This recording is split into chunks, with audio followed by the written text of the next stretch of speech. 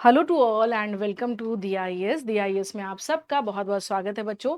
आशा करती हूँ कि आप सब लोग बहुत अच्छे होंगे, बहुत बेहतर होंगे और बहुत अच्छा कर रहे होंगे लाइफ में। तो आइए देखते हैं आज के करंट अफेयर्स में हम लोग यहाँ पर क्या क्या टॉपिक करने वाले हैं। तो पहला है linguistic reorganisation of states in India, unity through diversity. Okay. दूसरा है UNCTAD's, UN trade and development global trade update on mobilising trade to curb plastic pollution. ठीक है। प्लास्टिक पोल्यूशन को लेकर के क्या अंकटाड्स का जो यहाँ पर जो है क्या रहा अपडेट रहा है वो देखेंगे हम लोग। और देन है revenue can not be earned eight the cost of environment and ecology, supreme court. तो माननीय सर्वोच्च न्यायालय ने क्या कहा है, revenue can not be earned eight the cost of environment. तो चलिए चलते हैं आज के, चूंकि हमारे टॉपिक जो हैं वो बहुत ही ज़्यादा इंटरेस्टिंग है, हालांकि इंटरेस्टिंग तो डेली भी रहते हैं बट है क्या कि आज के टॉपिक में क्या महत्वपूर्ण है वो हम लोग देखेंगे। देखिए आज का टॉपिक बहुत ज़्यादा आपका क्या है, कंसेप्चुअल भी है। और कंसेप्चुअल होने की वजह से क्या है बच्चों, यहाँ पर एक बेनिफिट आपको ये रहेगा कि कल को आप मेंस लिखते हैं या कोई भी आप इस तरह के ऐसे राइटिंग में आते हैं तो ये सब आपको डेफिनेटली हेल्प करेगा। तो अभी आइए यहाँ पर हम लोग देखेंगे कि क्या है ये महत्वपूर्ण बातें। So linguistic reorganisation of states in India, unity through diversity, linguistic reorganisation of states. अब आइए देखते हैं कि क्या बातें थी यहाँ पे। सो बेसिकली यहाँ देखिए, Tamil Nadu governor R.N. Ravi recently sparked controversy by claiming that the linguistic reorganisation of Indian states turned a large section of people second class citizen. यानी कि चूंकि आप देखेंगे अभी क्या चल रहा है ना, अलग अलग स्टेट्स में क्या चल रहा है, भाषा को लेकर के अलग अलग क्या हो रहा है, विवादें चल रही हैं। कई जगह पे इस तरह के जो है बोर्ड्स लगा दिए जा रहे हैं कि भाई ऐसा है कि आपको यहाँ पे रहना है तो आप इस भाषा को सीखिए। हालांकि ये हमारे संविधान के खिलाफ है अगर आप देखेंगे तो, लेकिन फिर भी इस तरह की चीज़ें हो रही हैं। तो अभी हाल फिलहाल हम क्या देख रहे हैं कि यहाँ पर जो है हाल फिलहाल में जो है एक माननीय राज्यपाल जी तमिलनाडु के जो हैं उनके द्वारा जो है भाषाई पुनर्गठन के संदर्भ में जो है इन्होंने कहा कि किससे क्या हो गया यहाँ पर कि बताया इन्होंने कि जो इससे जो है इसने यानी कि राज्यों के भाषाई पुनर्गठन ने लोगों के बड़े वर्ग को द्वितीय श्रेणी के नागरिक में बदल दिया। अब आइए देखते हैं यहाँ पर। तो चूंकि ये एक यहाँ पर एक इवेंट था जिसमें कि हम लोग देख सकते हैं गांधीनगर में एक कार्यक्रम में बोलते हुए उन्होंने कहा कि स्वतंत्रता के एक दशक के भीतर हुए पुनर्गठन ने राष्ट्रीय एकता को क्या किया, कमजोर किया है यहाँ पर। तो भाषाई आधार पे अगर हम लोग बात करें यहाँ पे, तो लैंग्वेज को लेकर के जैसे अगर कहा जाए तो आप देखेंगे कि अलग अलग राज्यों के या अलग अलग लोगों के क्या है, अलग अलग यहाँ पे कंसर्न आते रहते हैं। तो linguistic reorganisation of states in 1956 के संदर्भ में अगर हम लोग देखें यहाँ पर, तो क्या यहाँ पर महत्वपूर्ण बात है। So India's political geography before linguistic reorganisation, at the time of independence 1947 India inherited a complex administrative setup shaped by the British colonial rule. The British governed India through two parallel systems, direct control in provinces and indirect control over 565 princely states. यानी कि आज़ादी से पहले जब British राज हुआ करता था तो इस समय शासन का जो स्वरूप था वो किस प्रकार था, तो वो यहाँ पर यानी जो अंग्रेजों के द्वारा हम क्या देख रहे हैं, भारत में दो समानांतर प्रणालियों के माध्यम से ये शासन कर रहे थे। एक था प्रांतों पर प्रत्यक्ष रूप से यानी डायरेक्ट फॉर्म में, और एक था जो कि देसी रियासतें जिसको हम लोग बोलते हैं उस फॉर्म में यहाँ पे। ठीक है। फिर 1949 में जेवीपी कमेटी बनी, ठीक है जी, लिंग्विस्टिक रीऑर्गेनाइजेशन के संदर्भ में अगर कहा जाए तो जब जेवीपी कमेटी बनी तो comprising prime minister Jawaharlal Nehru, Sardar Vallabh bhai Patel and Congress president Pattabhi Sitaramayya warned that reorganising states based on language might have disintegrative effects on national unity. 1949 में जब जेवीपी समिति बनी थी बच्चों, तो उसमें प्रधानमंत्री जवाहरलाल नेहरू जी, सरदार वल्लभ भाई पटेल जी, कांग्रेस अध्यक्ष पट्टाभी सीतारमैया जिसमें शामिल थे। तो इन्होंने चेतावनी दी थी कि भाषा के आधार पर अगर राज्यों का पुनर्गठन करते हैं तो इससे राष्ट्रीय एकता पर विघटनकारी प्रभाव पड़ सकता है। अब आते हैं formation of states reorganisation commission.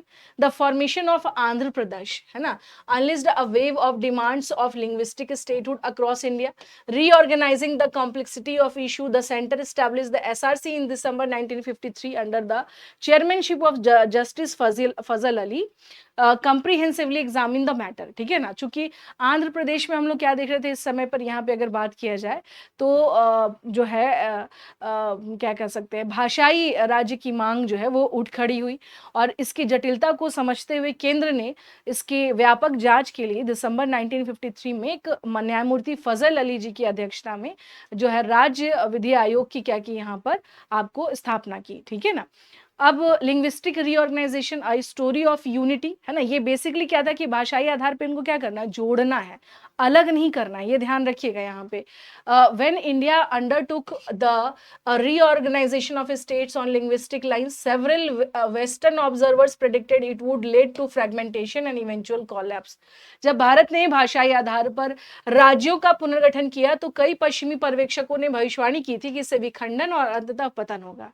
Many thought this profusion tongues would fuel successionist impulses and create internal disunity। कई लोगों का भी मानना था कि इससे मुश्किलें बढ़ेंगी, बट अगर आप देखेंगे यहाँ पर तो ऐसा कुछ नहीं हुआ। जो सबसे अच्छी बात ये है कि पूरे भारतवर्ष में देखिए, ये हम लोग मान के चलते हैं कि पूरे इंडिया में अलग अलग राज्यों में अलग अलग भाषाएं हैं, है ना, अलग अलग लैंग्वेजेस हैं, और बिल्कुल we have to respect their language. सबको एक दूसरे का क्या करना, भाषाई सम्मान करना चाहिए। ईदर द अगर बात किया जाए कि अगर हम लोग भाषा को एक तरफ रखें तो despite this all things we all are Indian, हम सभी भारतीय हैं, सबकी अलग अलग भाषाएं हैं। भाषा क्या होता है, एक माध्यम होता है, this is the way of communication, एक माध्यम होता है जिसमें हम क्या करते हैं, आपस में बातचीत करते हैं। तो वे ऑफ कम्युनिकेशन को हम कभी भी इतना हावी नहीं होने दे सकते हैं ना कि हम लोग इससे क्या हो जाए, आपसी जो है कलह हो जाए, या आप अपने आप से हमारी यूनिटी खत्म हो जाए। नहीं, ये पता है कि हाँ, जैसे मान लीजिए कोई अगर हिंदी भाषी या नॉर्थ इंडिया में जैसे मान लीजिए हिंदी बोलते हैं तो वो थोड़ा कंफर्टेबल है, सहज है। साउथ इंडिया में अलग अलग राज्यों में अलग अलग भाषाएं, अलॉन्ग विद दैट इंग्लिश जो है बहुत अच्छी है वहाँ पे। इनफैक्ट नॉर्थ इंडिया में भी है, लेकिन इंग्लिश में भी बात करते हैं सब लोग। तो एक कहा जाता है कि भाई ऐसा है कि थोड़ा सा तो लैंग्वेज बैरियर अब धीरे धीरे क्या हो रहा है, कम ही हो रहा है। ऐसा नहीं है कि ऐसा अब लोग क्या हो रहा है, अब बहुत सारे नॉर्थ के लोग साउथ में जा रहे हैं, साउथ के कुछ लोग इधर आ रहे हैं। तो एक जब हम यहाँ से वहाँ, वहाँ से यहाँ जब शिफ्ट करते हैं, जब जब जितना ज़्यादा एक दूसरे स्टेट में हम रोमिंग करेंगे, जाएंगे आएंगे, तो उतना ही हम वहाँ की भाषा को धीरे धीरे समझने भी लग जाएंगे, और वहाँ के लोगों से। तो मेन थिंग इज दैट कि उनका सम्मान होना चाहिए, जो भी अलग राज्य में जो लोग रह रहे हैं, जिनकी अलग भाषा है, तो उनका देखिए एज अ ह्यूमन हमें सम्मान देना चाहिए, हमें अच्छे से बात करना चाहिए। This is most important. और ये सब चीज़ें हैं, तो उसके अलावा तो हम सभी भारतीय हैं, तो फिर इसको लेकर के जैसा कि प्रेडिक्ट किया गया था उस टाइम पे, जो पश्चिमी देशों के जो ये थे कि हो सकता है कि इससे ज़्यादा दिन तक चीज़ें ना चलें, बट ऐसा हुआ नहीं। The best part is that कि सबको पता है कि ठीक है, हम लोग we belong from the different different states of India, we have different languages also, but still we are unite. हम सब उसके बाद भी क्या है, यूनाइट है, एक है, संगठित है ना। तो ये जो सबसे अच्छी बात है। लेकिन हाँ, एक चीज़ ध्यान रखिएगा, जब लिंग्विस्टिक मामले को देखा जाए तो कहीं कहीं पे जैसे रीजनल लैंग्वेजेस को, या जो इसने जो है एक मेंस के स्तर पे अगर देखा जाए ना, तो आपके लिए एक भाषा जो है, और यहाँ पर 1 सेकेंड,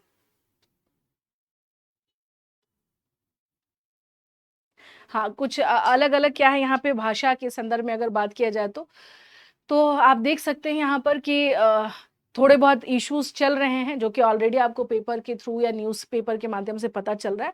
हाँ, ये नहीं होना चाहिए, definitely this is not good thing. ये हमारी एकता को खंडित करता है कहीं ना कहीं से, कि किसी भी भाषा को हम इस तरह से ये कहने लग जाएं कि नहीं, आप जो है तो भाषा को जानना, भाषा को समझना, दैट्स अ डिफरेंट थिंग, भाषा का सम्मान करना।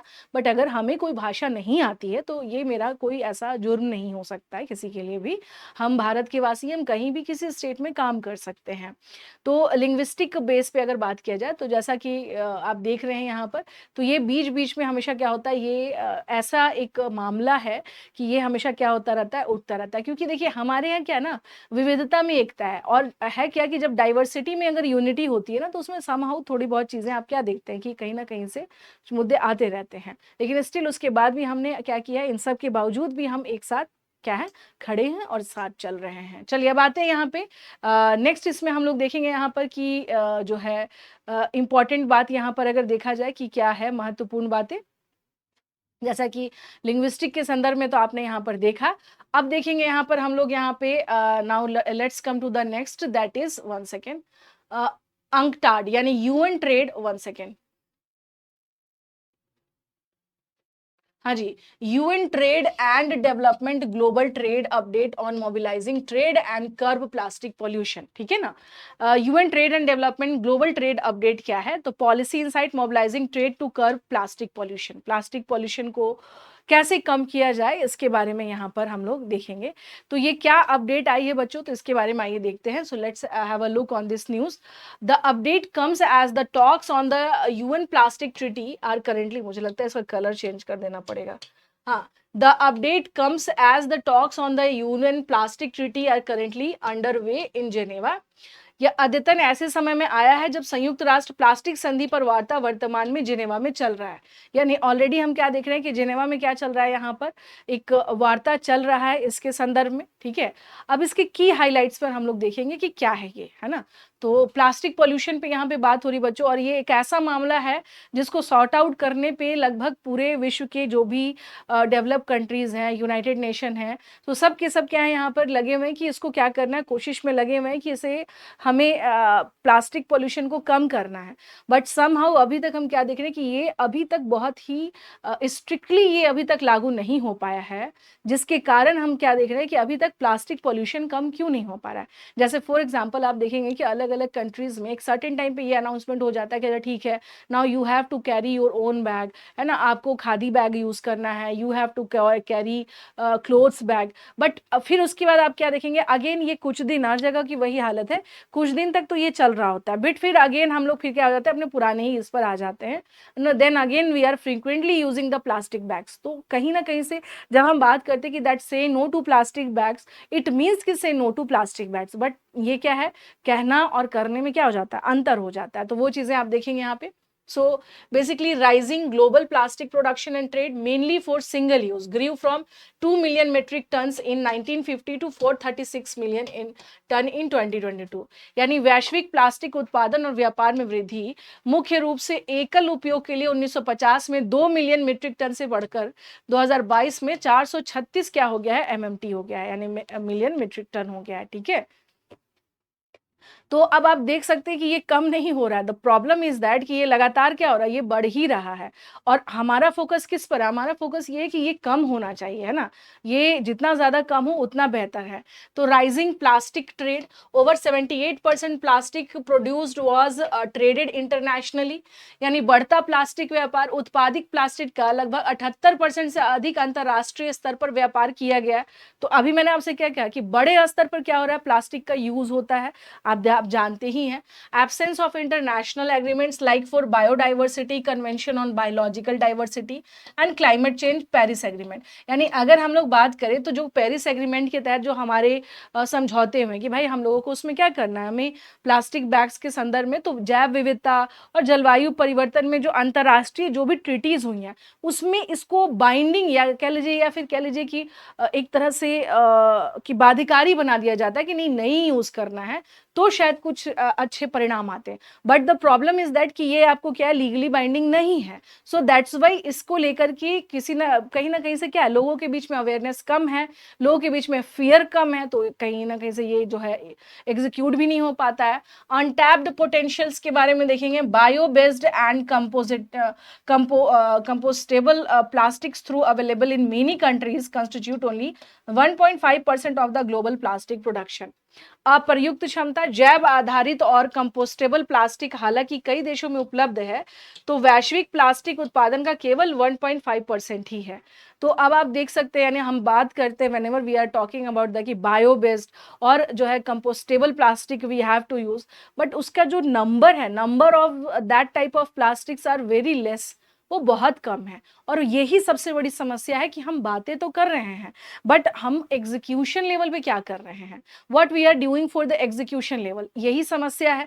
कि मान लीजिए व्हेन वी हैव, मान लीजिए जैसे मार्केट में whenever we are talking about the plastic bags, ठीक है, तो अगर प्लास्टिक्स बैग और जो बायो प्लास्टिक्स बैग यानी बायो बेस्ड और कंपोस्टेबल जो प्लास्टिक्स है, अगर उसकी क्वांटिटी ज्यादा रहे तो ऑब्वियस सी बात है कि हमारी रीच बढ़ेगी। इट मीन्स कि इनकी क्वांटिटी ज़्यादा नहीं है, दैट्स वाई हमारी रीच नहीं है। और ईजिली बाजार में क्या उपलब्ध है, प्लास्टिक बैग्स उपलब्ध हैं, तो लोग उधर ही क्या हो जाते हैं, मूव कर जाते हैं। तो आप पहले जो विकल्प दे रहे हैं उस विकल्प की संख्या को बढ़ाना भी ज़रूरी है। द प्रॉब्लम इज़ दैट कि उसकी संख्या बढ़ ही नहीं रही है ना। और हम बात कर रहे हैं कि भाई प्रदूषण बढ़ रहा है, प्लास्टिक प्रदूषण बढ़ रहा है, तो कैसे कंट्रोल में आएगा? कंट्रोल में आने के लिए हमें उस पे काम भी तो करना पड़ेगा, ठीक है ना। तो वो क्या, वो काम बिल्कुल क्या लगभग नादारद है, और कह लीजिए एग्जीक्यूशन के लेवल पे अभी तक क्या है, ज़ीरो है।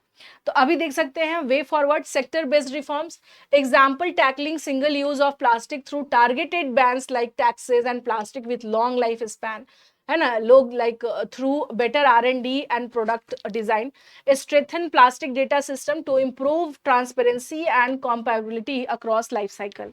यानी उदाहरण के लिए करो जैसे लक्षित प्रतिबंधों के माध्यम से एकल उपयोग वाले प्लास्टिक से निपटना, बेहतर अनुसंधान और विकास तथा उत्पाद डिजाइन के माध्यम से लंबी अवधि वाले प्लास्टिक जैसे सड़क निर्माण से निपटना, प्लास्टिक डेटा सिस्टम को मजबूत करना, इसके जीवन चक्र में पारदर्शिता और तुलनात्मकता में सुधार करना, ठीक है ना। तो ये आप देख सकते हैं यहाँ पे कि इसमें अगर हम लोग देखा जाए तो हम लोग क्या देख सकते हैं कि कोशिश ये कर सकते हैं कि हम लोग जो सेक्टर बेस्ड रिफॉर्म किया जाए, तो मे बी माइट पॉसिबल जो है कंडीशन थोड़ी सी बेहतर हो।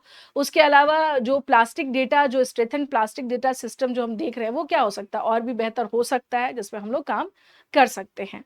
तो है क्या कि ये आगे की राह हो सकती है जिसको हम एक बेहतर वे में इम्प्लीमेंट कर सकते हैं, एग्जीक्यूट कर सकते हैं। और अभी भी दुनिया की कुछ ऐसे कंट्रीज हैं जहां बहुत ही स्ट्रिक्टली क्या हुआ है, ये रूल्स एंड रेगुलेशंस है कि आप प्लास्टिक बैग्स नहीं यूज कर सकते। इनफैक्ट आपको मैं बता दूं कि जब बात आती है जापान की, तो जापान में आप देखेंगे कि वहां पे क्या है कि कुछ भी चीजें जैसे आप जैसे बाहर में अगर आप सोच रहे हैं कि आप कचरा फेंक देंगे, तो नहीं, वहां पे क्या है कि वो सब आपको अपने यहाँ अपने साथ जाके घर पे फेंकना होगा, इधर उधर गंदगी नहीं फैलाएंगे। कुछ कंट्रीज में प्रॉपर वे में प्लास्टिक बैग्स पे क्या ऑलरेडी प्रोहिबिटेड है कि आपको यूज ही नहीं करना है। तो कुछ हमें थोड़ा सा स्ट्रिक्ट होना पड़ेगा। हाँ, स्टार्टिंग में ये थोड़ा तकलीफ दे हो सकता है क्योंकि लोगों के नॉर्मल लाइफ में, लेकिन ये भी देखना होगा कि इसका प्राइस एफिशिएंसी कितना है। क्योंकि देखिए जिस तरह से अगर बात किया जाए ना कि उसकी रीच यानी उसका कॉस्ट इतना हाई नहीं हो कि नॉर्मल लोगों के वो रीच से बाहर हो जाए, उसका इसका कॉस्ट एटलीस्ट इतना हो कि नॉर्मल लोग क्या हो सके, वहां तक पहुंच सके, है ना। एक सामान्य आदमी की पॉकेट वहां तक पहुंच पाए, वो होना चाहिए। ऐसा नहीं कि भाई हमने तो कहते नहीं कि ये क्या है आपको जलवायु से संबंधित है और ये जो क्या है आपको बायो बैग्स है, लेकिन है क्या कि अगर वो बहुत एक्सपेंसिव हुए तो वो अफोर्डेबल नहीं होंगे। तो हमें ध्यान रखना है कि अफोर्डेबल होना चाहिए, ठीक है ना, जो कि क्या हो सके मतलब इतना हो कि हम उसको अफोर्ड कर सके। तो अगर अफोर्डेबल होगा तो बच्चों उसकी रीच बढ़ेगी, जो रीच बढ़ेगा तो हम जिस कार्यक्रम की बात कर रहे हैं कि भाई हमें ज़्यादा से ज़्यादा इस पे वर्क करना, तो वो ज़्यादा सक्सेसफुल हो पाएगा आफ्टर दैट। ओके, चलिए अब आते हैं यहाँ पे नेक्स्ट, इस पे हम लोग चलते हैं। Revenue can not earn at the cost of environment and ecology, supreme court. So माननीय सर्वोच्च न्यायालय ने क्या कहा है, आइए देखते हैं यहाँ पर। Observations was made in a special leave petition where in Supreme Court upheld the Himachal Pradesh state government in notification prohibiting all private construction on sites declaration as a green area. एक विशेष अनुमति और याचिका में यह टिप्पणी की गई जिसमें कि माननीय सर्वोच्च न्यायालय ने हिमाचल प्रदेश राज्य सरकार की उस अधिसूचना को बरकरार रखा जिसमें हरित क्षेत्र घोषित स्थलों पर सभी निजी निर्माण पर रोक लगा दी गई थी। आज का ही अगर आप न्यूज देखेंगे तो उत्तरकाशी में ऑलरेडी क्या हो गया है, वहां पे क्लाउड बर्स्ट हुआ है ना, जिसमें बादल फट गए और जो है वहां पर एक गांव है वो पूरी तरह से क्या हो गया, मतलब बहुत ज्यादा डैमेज हुआ वहां पे। तो कंस्ट्रक्शन का काम लोग करना शुरू तो कर देते हैं, but the problem is that कि कंस्ट्रक्शन के काम से वहाँ के जो लोकल्स हैं, जब इस तरह की जब घटनाएं होती हैं, लैंडस्लाइड की घटनाएं हुई, बादल फटने की घटना हुई, बाढ़ आने की तो वहाँ सबसे ज्यादा नुकसान होता है। तो ये समस्या की issues faced by the region observations of SC क्षेत्र के सामने प्रमुख मुद्दे, सर्वोच्च न्यायालय के अवलोकन। Driven the twin goals of connectivity and tourism both nature and religious, causes proliferation of projects like 4-lane highways, private infrastructure और जो है स्टेबल स्लोप एटसेट्रा।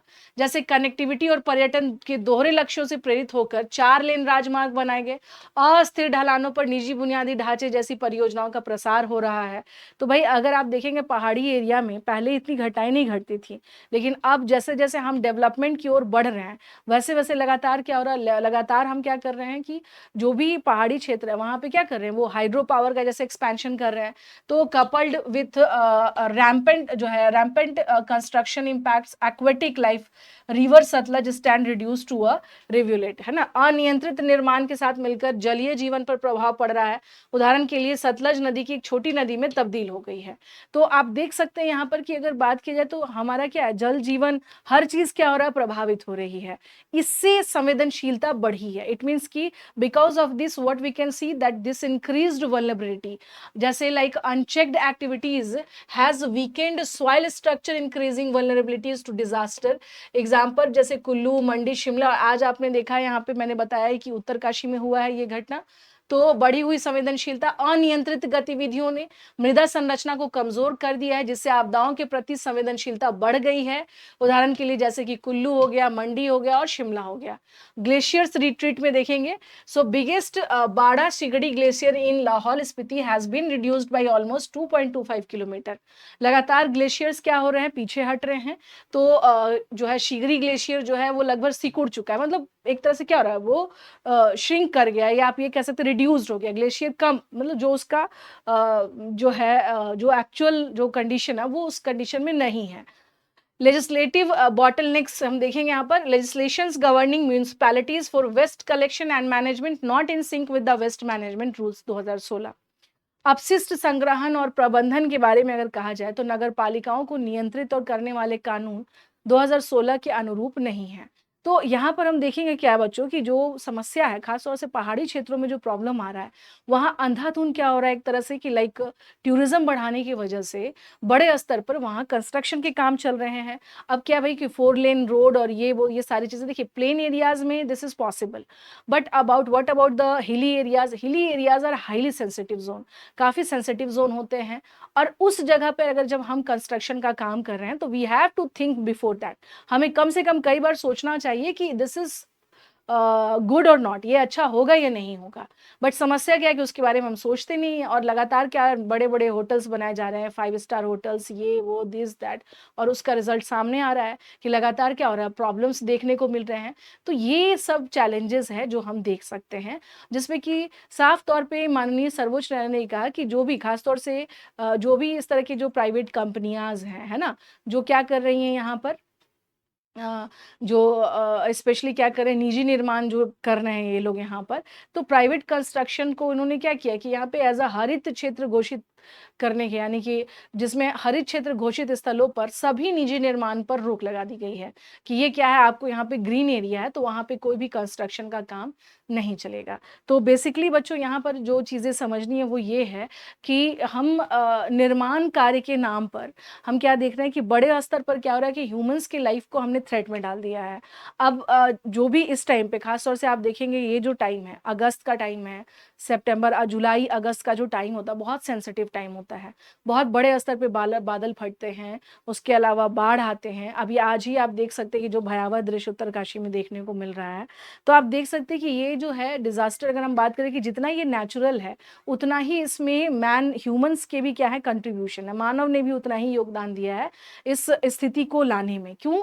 क्योंकि हम क्या देख रहे हैं यहाँ पर कि यहाँ क्या है कि भाई हमें टूरिज्म डेवलप करना है, हमें क्या करना है यहाँ पर, यहाँ जो है इनको ज़्यादा से ज़्यादा जो है पर्यटक बुलाने हैं, ठीक है ना, ज़्यादा से ज़्यादा यहाँ पे रेवेन्यू जनरेट करना है। तो माननीय सर्वोच्च न्यायालय ने क्या कहा, माननीय सर्वोच्च न्यायालय ने यही कहा कि revenue can not be earn at the cost of environment and ecology. आपको रेवेन्यू अगर अर्न करना है तो इसका मतलब ये नहीं है कि आप पर्यावरण और पारिस्थितिकी तंत्र को क्या करें, ताक पर रख दें और तब आप जो है रेवेन्यू जनरेट करें। तो ये मामला जो है यहीं से आपने देखा है यहाँ पर। तो इस प्रकार से अगर हम लोग देखें बच्चों, तो हम लोग क्या देख सकते हैं कि हमें we have to be more sensitive towards our environment and ecology, क्योंकि हम अगर जितना संवेदनशील रहेंगे तभी ये पारिस्थितिकी तंत्र बच पाएगा। अदरवाइज स्थिति क्या हो जाएगी, और भी भयावह डे बाय डे होती रहेगी, क्योंकि हम इसकी जो है संवेदनशीलता को कम आंक रहे हैं, या आप ये कह सकते हैं यहाँ पर कि इनकी संवेदनशीलता को हम समझ नहीं पा रहे हैं कि आगे क्या हो सकता है और क्या नहीं हो सकता है। So that's all dear all student, आज के लिए इतना ही। फिर मिलते हैं हम लोग अपने अगली क्लास में। धन्यवाद, धन्यवाद।